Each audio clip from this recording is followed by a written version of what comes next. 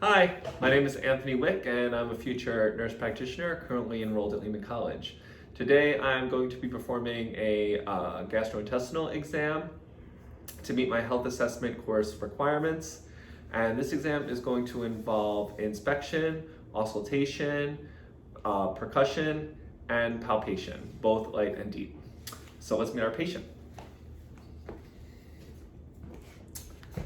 So here again is Mr. Perez. He is a 32-year-old healthy Hispanic male who has come to the office with no chief concerns or complaints today.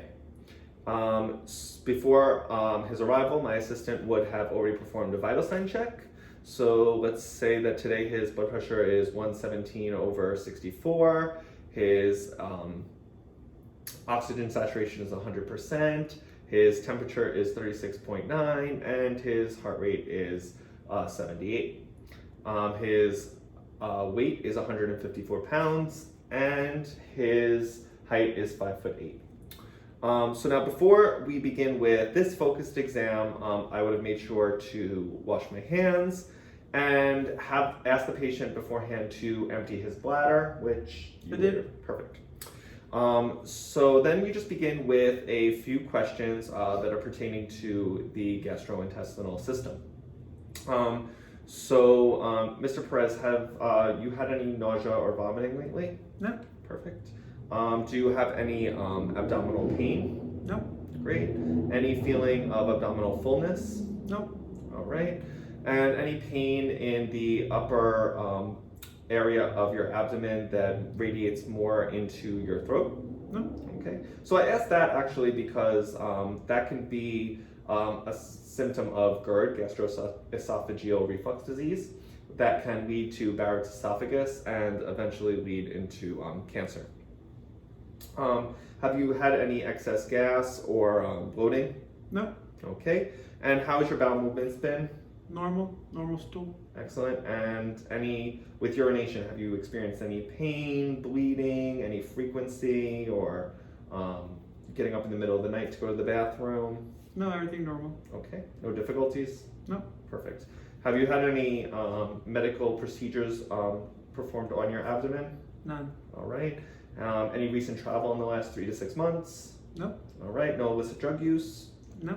All right. And do you have any known hereditary disorders that exist in your family, like Crohn's or celiac disease? No. All right. Perfect. So to begin this assessment, like always, I just begin with inspection. I'm just going to ask that you lay down. So here I'm just assessing that the skin is smooth, that there's no masses or any hernias present. Also that the skin is even in color and I don't see any jaundice, which is like an orange tint that could indicate cirrhosis or could indicate hepatitis infection. And I'm just noticing here that there's just no rashes, no striae, no scars, lesions, or masses. Everything looks clean, dry, and intact. I'm also noticing the general contour of his abdomen. So normally you can describe that as either flat or round, protuberant, or scaphoid. I would note that Mr. Perez's abdomen is just slightly round, but that's normal. If it was more protuberant, it could be an indication of something like ascites, which is a fluid buildup in the abdomen. And that could be indicative of congestive heart failure. And if you had a scaphoid abdomen, it could actually be something like malnourishment. But again, I don't see any of that present. And I'm just checking for bilateral symmetry here, just of his abdomen, noticing if there's any signs of peristalsis, which is like a rhythmic movement. I don't see any. That could suggest more of like an intestinal obstruction. But again, I don't see any of that. I don't see any pulsations in the upper chest area. Sometimes you can see pulsations even in the epigastric region, especially in thin individuals or children.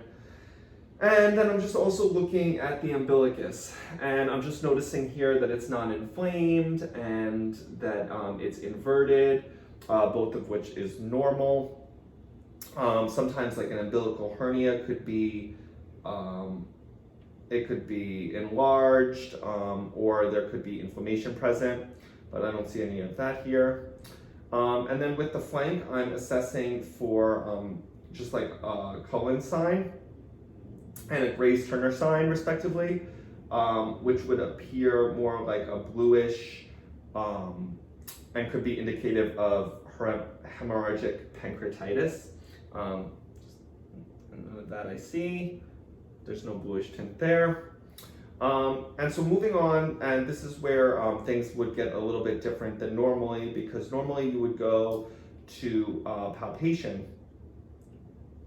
You would go to percussion, but here we're going to go to actually auscultation. And the reason that you do this instead of going to either palpation or percussion is that if you went directly into those, you could increase peristalsis, which would actually give you false bound sounds and then obscure the data that you're collecting. So it's better to first do auscultation. And so with that, I'm just going to use my stethoscope, and I'm going to use the diaphragm of my stethoscope. And here I'm listening for borobigmy, which is more of like a rustling, gurgling sound. Now, if I hear nothing, that could be indicative of an ileus. But if I heard nothing, I would definitely want to assess for a full 5 minutes before just concluding that no bowel sounds were present.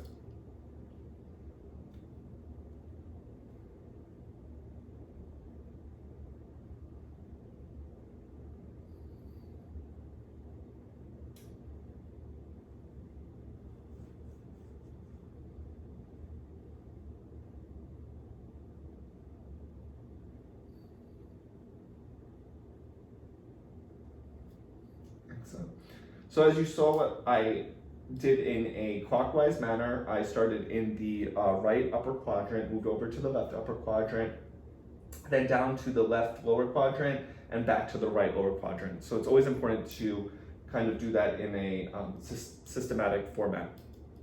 Now, if I had heard hyperactive bowel sounds, which are more loud and high-pitched, those can occur with mechanical bowel obstruction, or even like if the patient was using laxatives. Hypoactive bowel sounds, those can be more of a blockage or an obstruction. So neither of those I heard. I just heard the borobigmus sounds.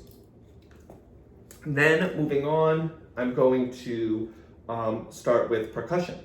So I'm going to percuss in all 4 quadrants, and here I'm just looking to make sure and check for tympany, which I'm expecting to hear throughout his entire abdomen, except in solid organs such as the liver or the spleen, and those would both produce a dull sound.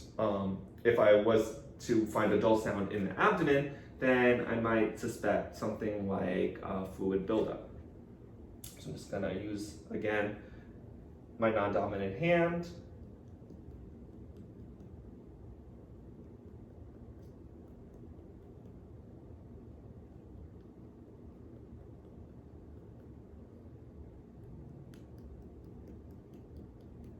All right, all tympanic. If you want to sit up for me, thank you. So next, I'm just going to percuss the liver, which is on the right side here. And to do this, I'm going to percuss it at the 3rd and 4th intercostal space. And then as soon as I hear a resonant sound, as soon as I hear that resonance move over to a dull sound, I'm going to note that spot, and then I'm going to keep going down and see where the sound goes from the dull to the resonant. So, yeah. Resonant, dull, dull, dull, and back to resonant. So normally the normal span is around 6 to 12, which would appear Mr. Perez's liver is of normal size. And for the spleen, I'm just going to ask the patient to breathe in and hold it, and then I'm going to percuss the spleen at the left lower anterior chest wall above the costal margin around like the 9th to 11th intercostal space. So if you could just take a deep breath.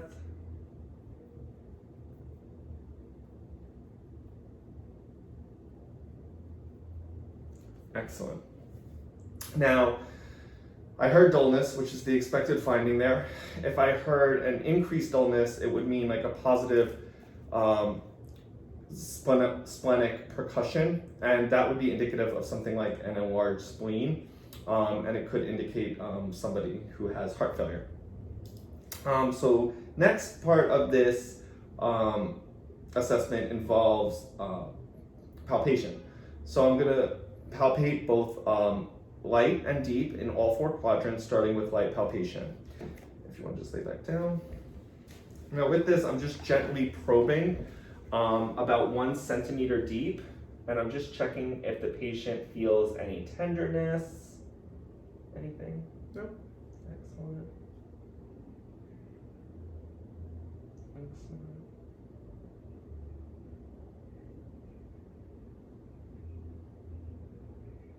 Anything? Nope. Excellent. So there I was, just moving in more of a circular motion to check for any tenderness. Now moving on to deep palpation, I'm going to be going about a little bit more, and I'm checking for any guarding or rigidity or rebound tenderness when I let my hands loose. So.